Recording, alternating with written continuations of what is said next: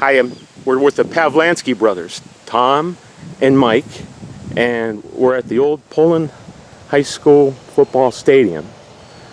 And just thought it'd be an interesting place to have a chat with you two gentlemen. Thank you for coming. I'm honored that you're here. We had a little talk before, but Mike, what does this place mean to you, if you don't mind me starting that way? Yeah, Baird Mitchell Field here. Gary, it's great to be with you, and thanks for allowing us to do this. Baird Mitchell Field here is great special memories for me. Played all 3 years here. Wasn't fortunate to play at the new school, the new stadium, but I haven't been down here, my gosh, decades. And you know, walking onto the field and looking at it and brings back a lot of great memories. Tom, yourself, what do you think of right here when you first come? Yeah, just like Mike said, I appreciate the opportunity here, Gary, to talk with you and be here. It's a special place, a lot of great memories. I just remember, I remember the pregame routines, but also, the games themselves, but most of all, the people. One of the interesting things is I was a player here, and 81 for Wilson was my last game here, and I remember your dad on the sidelines. And Mike, maybe you could just kind of refresh what you were telling me earlier. I remember him being in a chair. Right. I thought maybe it was a wheelchair, but no. Tell me the whole story. Wilson played Poland here, and we got beat. That was a traditional opener. Yeah. Traditional opener against Wilson, and on '78, it was September of '78, and my parents had gotten the news, didn't tell us, but had gotten the news. He went down for a checkup in late July, early August, and the doctor said basically tumor's growing again. You ought to looking at about 90 days, things like that, and the teaching career basically was over with at that time, but he was always able to rally for football practice and games, and we were able to give him a director's chair where he can just sit and call a game from the sideline with the help of his assistant coaches, things like that. So that last year is certainly special that we were able to get one more year with them, and again, like Tom said, this place is just full of special memories because of the assistant coaches, the players my dad had underneath them, our teammates, the Poland community, and Tom says, hey, pregame routine. I can still remember the pregame routine. If we could go through it, all that stuff. You did this at this time, and coming out of the middle school gym, and just a neat place. Could you break down your family for me like you did? Your four brothers and two girls. Yeah, Dave's the oldest. Yeah. Okay. And your dad was Dave. Right. Correct. Okay. And so Dave's the oldest, and then Mary Sue. Okay. Then myself and Pat, who's over in Canfield with us, and then Beth Ann, who's in Arizona, and Tom here. Now you played for your dad. Yeah, 1 year. Yeah. Fortunate to play for him for 1 year. Dave played for him for all 3 years in his healthy years, and then the 1 year he was sick, and then I was fortunate to play for him as a sophomore, and again, a lot of great memories. Not one, but just the season itself, and to get through that year, and with him, and do very well. As a sophomore, you're still a young, formidable young man. Yeah. How tough was that for you that season? Well, it was a good season because you always thought Dad would live forever. He'd overcome so many adversities beforehand and so many challenges, and credit the assistant coaches and our teammates that they never once said, okay, hey, let's take care of him. He treated us as just a teammate, treated us as another player no matter what was happening, and that's the way my dad wanted it. He always told us, and I remember this many times, is that, hey, no matter what we're going through, there's people in the world who got a lot worse than us. And I look back on that 1978 season as very special. Your football ends at the end of practice or end of games, but you went home with your dad. Yeah, absolutely. And Dad was Dad. That's all. Dad, and he had a sickness, an illness that we helped him get through. My mom helped him obviously pull him through, and when he got off the practice field, hey, he's Dad again, and like no other family, just you went home and you took care of what you needed to take care of. Even as a younger boy, do you remember him out here on the field as a healthy football coach? Because we were managers all the way up through. It just wasn't me playing as a sophomore. Ball boys? Yeah, ball boys, water boys, whatever you want to say. Hey, when July rolled around, we were at the football field with them. And so, yeah, you remember those healthy days. You remember, obviously the last couple of years, last 26 months were very tough. But, so, again, tremendous memories. Football related, and I'll get to Tom. Yeah. I hope you understand. What do you remember most? Is there a moment about your dad, even in that last going down? Just, fighting to the end. Yeah, what do you remember? Is just that, hey, you rallied. He rallied every day and got the practice and led a team. And if my memory serves me right, 1978, I think we were 9-1.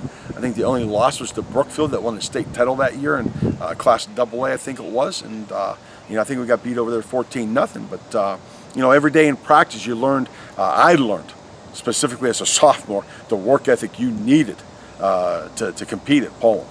Now, coincidentally, I lost my dad in '99, which was the year that Poland won the state title. So I remember it vividly, like it was, sad when you talk to your dad. What do you remember? It's a long time. Yeah, I know the deal. No, you just like anybody else. You have special memories when you were growing up. Okay, certainly we had a situation that nobody wanted, but it was dealt to us. As you're talking about now, are some things that you like to happen. Obviously, Tom and I would love to sit down and talk to him about football, talk to him about our families. But that's not the hand that we were dealt. We're going to do the best we can, with the situation we have.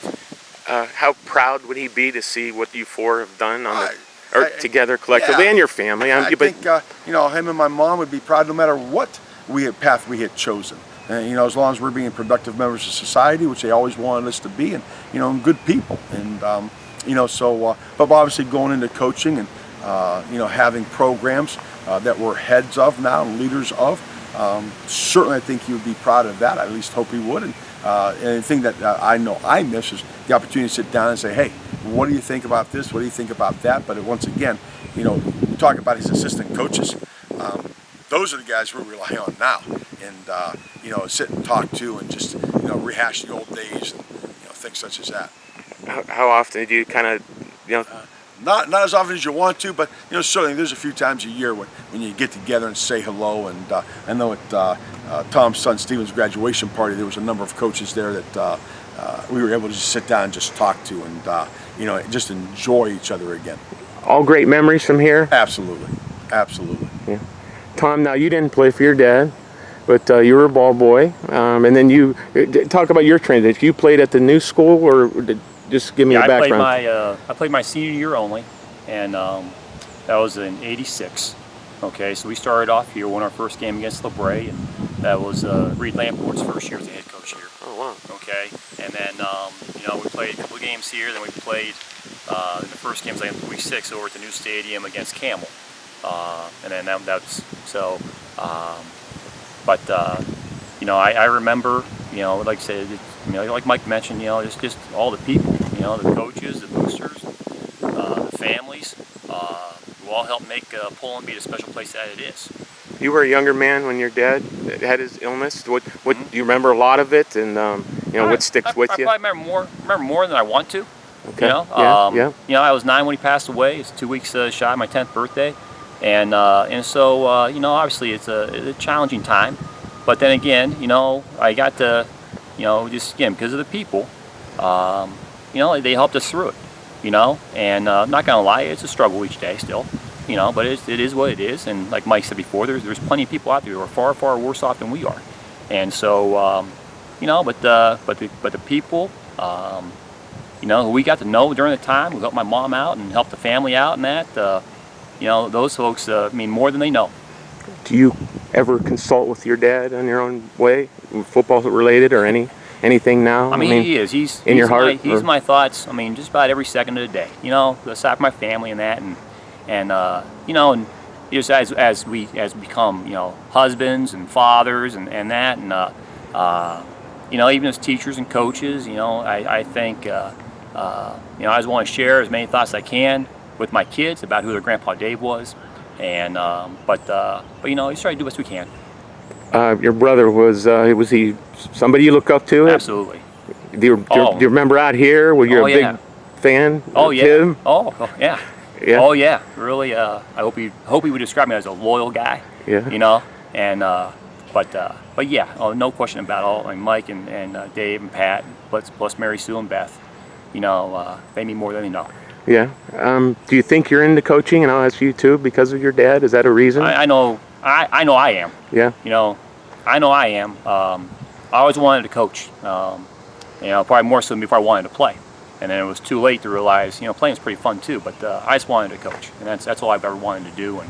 And no doubt, my dad's presence, my dad, being around my dad, but also all his assistants, as well as fellow, teachers, basketball coaches, baseball coaches out there at Poland. They had a tremendous impact on me, and there was no doubt as to what path I was going to pursue when I had the chance. Mike, are you a coach because of your dad? I think that was just a logical path to take. I always thought this. I said, if our dad was in any other profession, we were a part of that profession that he allowed us to be, like in football, we probably would have gone down that path too.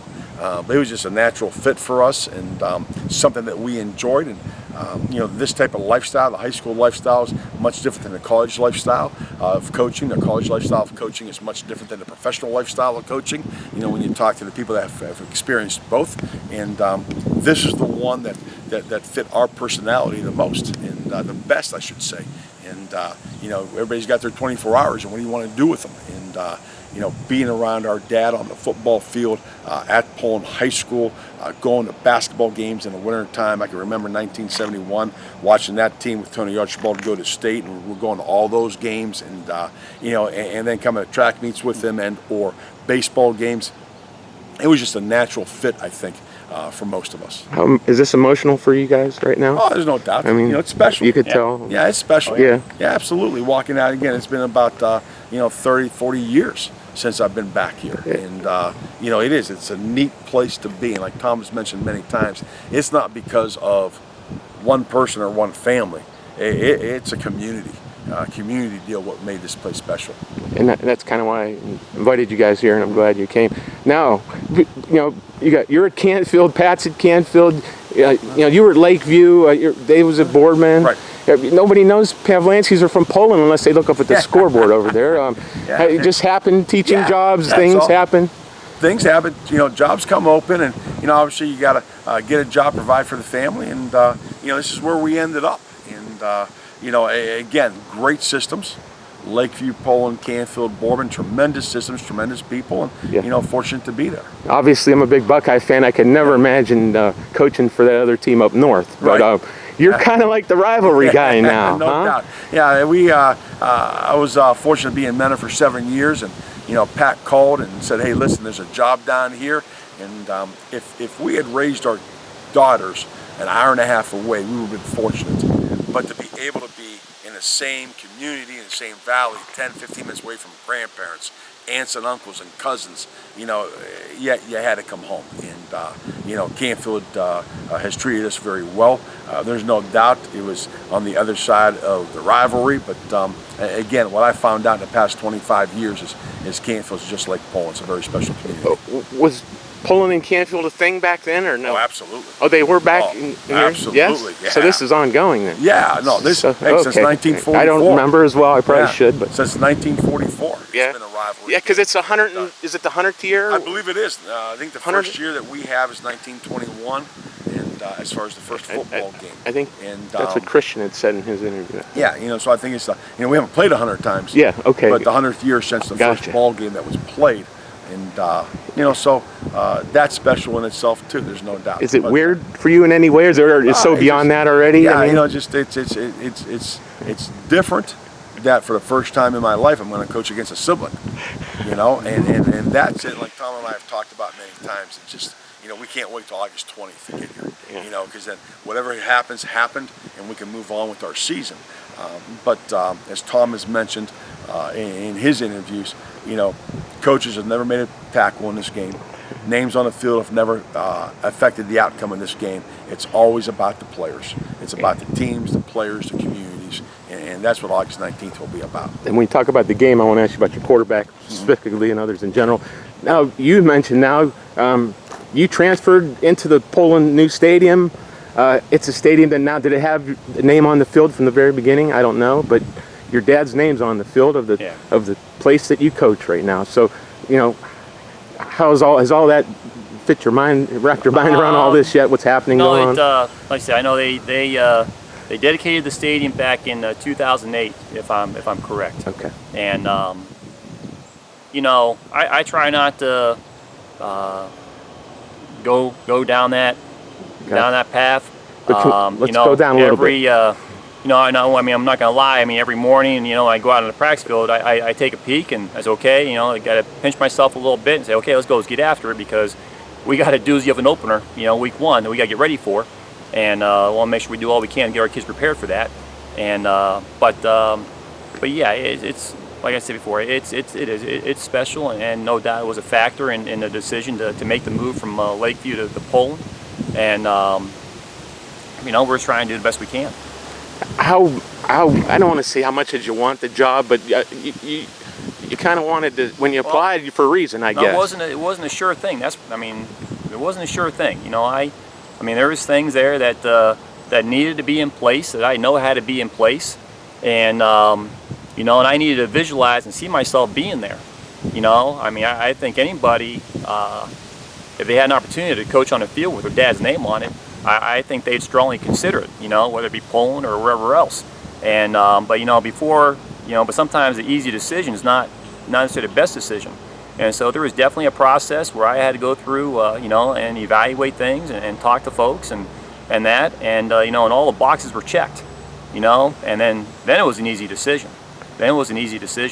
And you know, and so, but then again, it was kind of difficult too, because leaving Lakeview, I've been there for 29 years, and being around the people out there. I was a head coach for 22, okay, and you know, like I said, it's a special place, and you know, I only live a mile away from that school, and I mean, my wife and I are entrenched members of that community and proud members of that community, and you know, and so you know, leaving there was not easy, just because of the people. But like I said, this is an opportunity now to be somewhere where it's home. You know, it's home, and I hope people can understand that. But like I say, at the end of the day, you know, it's a special place. It's just a little longer commute to practice now for you, huh? Yeah, just a little bit, but it's an easy drive. Yeah. How happy are you right now? I mean, in your situation, not that it's just because you're in a new place forget that it's Poland, but it is, and you know, what's your feelings like? You know, besides being a coach right now? It's all been positive. It's all been very exciting. I mean, like I said, the kids have been working really hard. You know, they've shown a desire to work. You know, they've shown that they're a close-knit crew. You know, tremendously excited about our staff that we have in place. You know, a bunch of good guys that care about the kids first and foremost. And you know, we're at a place with high expectations. And so all those things, you know, help make things be a little more encouraging and positive. And so, but we know we got to keep on working each day to be the best we can be. Mike had a good taste last year with his team. Do you talk those words yet about how far you're going and where you want to get to? Or no, we just want to get through today. You know, we want to make sure we do the best we can today, and that will set us up then for or tomorrow. You know. But I think hopefully our guys understand that you know, we don't stay the same each day. We either get better or we get worse, and we need to make sure we're working hard to get better, and that we're contributing to the opportunity for success instead of taking away from it. And so that's the message. You know, that's the message. And at the end of the day, you know, whenever that may be, you know, obviously we all hope it's sometime in December, but you know, but we got to make sure we take care of today.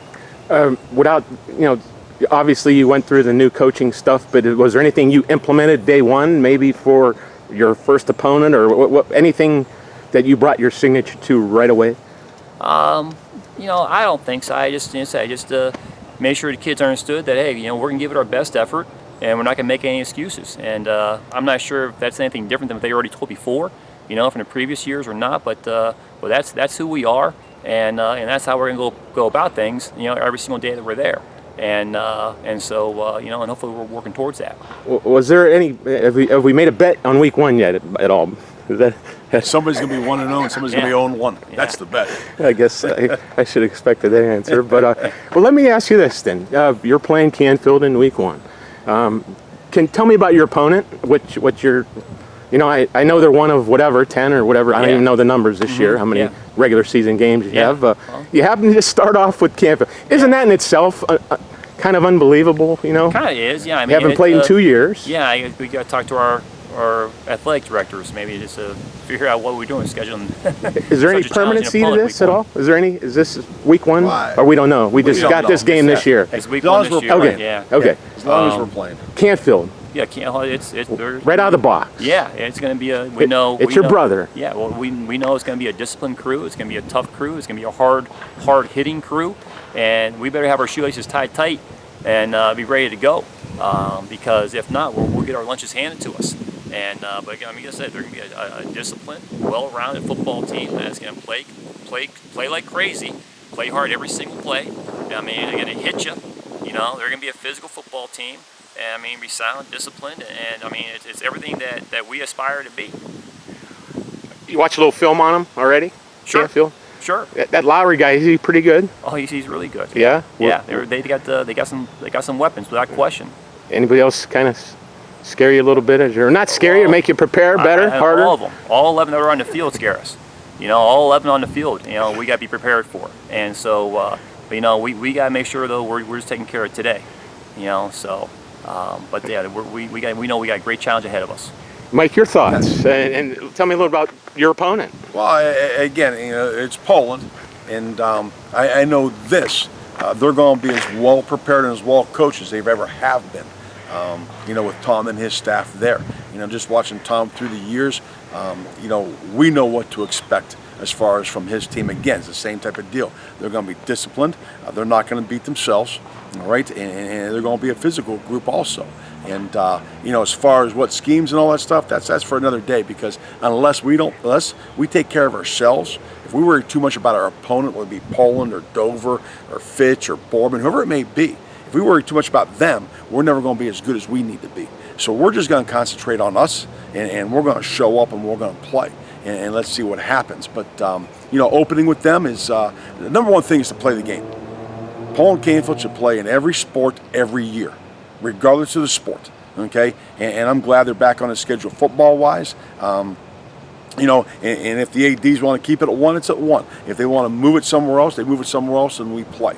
But as long as we're playing, I think that's important to both schools, both communities, and obviously to both teams. It's going to be a well of a game. It's going to be a playoff atmosphere, game 1, because last year very few people were allowed to attend games. This year, it sounds like everybody's going to come to games, and now you start off with a rivalry, no matter who the coaches are, and no matter where it's at. You start off with this rivalry on a Thursday night. That place is going to be rocking, and you know, it's going to be a playoff atmosphere. And you know, I know our guys, along with Tom and his kids, everybody's looking forward to that one. You know, with all due respect, in the past, I would say, wow, Tom's going to maybe open up the field and throw it all over the place, if possible, and use the run game. And in the past, you've been known to maybe do the opposite. And but watching you last year, did something happen different in Canfield, or was it Lowry, or was it? I think we had the talent. I mean, every year, like Tom's doing right now, evaluating his kids at Poland, what he can do. It's not what he knows and what he wants to do. The same with us. It's not what we know and what we want to do. It's what our kids are able to do. Last year, we were able to throw the football a lot more because we had receivers that could catch it. We had linemen who could block. And obviously we had a couple quarterbacks in Ethan Fletcher the first 3 games, and now Brock, who stepped in and was able to put it on target. And so that allowed us to open things up. You know, people say just go throw the football. Yeah, you can throw it, but can you protect the quarterback? If he's on his back, he can't throw the football. You know, and you're gonna have guys who can catch it because it's not easy to catch the ball in traffic. And all those things have to come into play. Tom, excuse the wind here. I hope it's not interrupting the broadcast at all. But you know, they're known to run the football, at least in the past couple years anyway. We haven't found much in the passing game there. You know, what or you just take it as it comes and see what happens each game? Like Mike said, you know, we're evaluating guys every single day, determining what they can do. You know, what we're capable of doing. And I can promise you, again, if it's going to be shown on the practice field, you know, that's what we're going to be able to do. If we don't see it on the practice field, we're not going to try it out in the game. That goes without question. You know, because I think our guys understand that practice is the most important thing that we do. And you know, so we're going to try to fit, you know, whatever scheme we do to our kids' abilities and that's what we're going with. All right, because again, we want to make sure that we're going to be able to play as well as we can play and be who we are. How exciting, guys, is it here for you guys? Just the whole thing, you know, Poland, Canfield brothers. I mean, it's big, and I'm trying to build it up. I'm sorry, you know, hey, I'm guilty. That's right. No, that's the media. Yeah. That's the other members of our family and friends and communities. Yeah. That's not us. Yeah. Because we know we're not playing each other. We got to prepare our teams the best we can. Hey, if one of us gets caught up in all the noise out there, then that team's probably not going to have a great chance to win the football game. We got to prepare our guys like they're playing an opener, okay? Prepare them as well as we can, play to their strengths as Tom mentioned, okay? And see what happens. And when August 20th comes, we'll both breathe a sigh of relief and we can go play 9 more. Can I get a prediction? A prediction? Yeah. The ball will be kicked off at 7 o'clock. If they're late, it's their fault. Oh, is it in Canfield? No, it's at Poland. Oh, that's what I thought. Okay. Right, well. Okay, gotcha. So we got to get on their time clock. Okay, gotcha. Tom, your thoughts as you enter the season and then it's Canfield. I mean, yeah, that's what it, you know. That's exactly it. Is Canfield. It didn't matter. It doesn't matter who's coaching them. It's Canfield. And it's Poland, Canfield. And if you're a true Poland guy, you know you're doing all you can to beat Canfield. You know, we're not out to beat Mike Pavlansky or anybody. We're out to beat Canfield. And you know, so I mean, it's safe to say that our preparation isn't going to be any greater just because who the coach is or anything like that. It's just because it's Poland, Canfield. And that's the end of the day. That's the end of the story. And so, you know, our Poland guys, I mean, and just like Canfield guys, we want to win that rivalry. We want to win that rivalry game. And, you know, and we're going to do all we can here to help us give us the best chance of doing it. But it doesn't matter who the coach is, you know. I mean, before the game, after the game, during the game, all that. I mean, I know Mike's still going to be my best friend, or you know, and that's what's happening. And when it's over, he's still going to be my best friend. And he wants any tape and this and that, I'm giving it to him. You know, and you know, he's always welcome in our locker room. You know, always, except between 7 and 9, all right, or 9:30, whatever it may be that Friday night. Okay, and you know, I hope they win a state title out there. You know, again, the competition, the rivalry is going to help build us up too. You know, and so you know, we're going to root for them like crazy. You know, except for week 1. You know, during those 2 hours, and so. Well, with his bold prediction, we know it's at 7 o'clock. Yeah. Yeah. What's your prediction about the game? The Poland Bulldogs will show up too. So that's what's going to happen. I know Campbell's going to be there. We're going to be there, and there might be 1 or 2 other Pavlanskys in there too. How long are we going to do this for, guys? Are we still going? As long as we enjoy it and they want to have us. Yeah. I mean, I just, you know, obviously the years are going to be a lot shorter than they were early in my career. This is, I don't know how many for Tom, this is 39 for me. So, but I'm enjoying it. I think the kids are enjoying us as a staff, and, you know, just as long as they want to keep me around, and, you know, I'm willing to do that. Was Chardon a painful loss besides the scoreboard? No, it was a great year. I mean, anytime you end a year, it's painful. But when you lose to a team that's going to end up eventually winning a state title, you got beat by the best. Did we play our best? Looking at the tape, no, we didn't. But Chardon had a lot to do with that. That was a tremendous football team.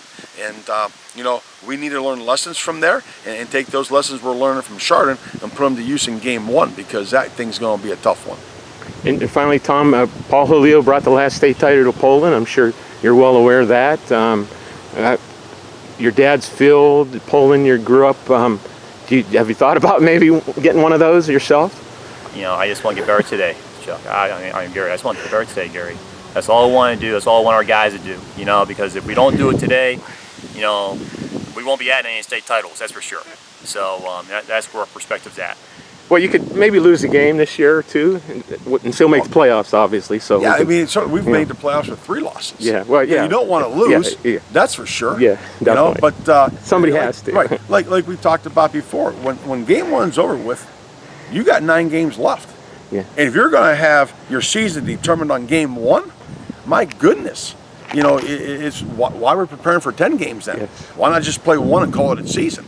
You know, we're not going to do that. No matter what happens on August 19th, okay? I hope both teams show up, respect the rivalry, play hard, play passionate, okay? Enjoy the atmosphere, enjoy making great memories with their friends. But then on August 20th, they wake up and realize no matter if you're 1-0 or 0-1, you still got 9 games to play.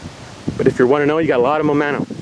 Yeah, start you your always season. want to be on that side of the call. Yeah. No doubt about it. Yeah. But like Mike said, though, you still got 9 more games, and you know, this game shouldn't make or break anybody's season. You know, it's going to mean a lot down the road. I mean, it just, you know, you got 9 more games. You got 9 more games. You got to make sure that the same approach applies. I mean, take care of today, give yourself the best chance possible, contribute to the opportunity for success, and then you know, and move on.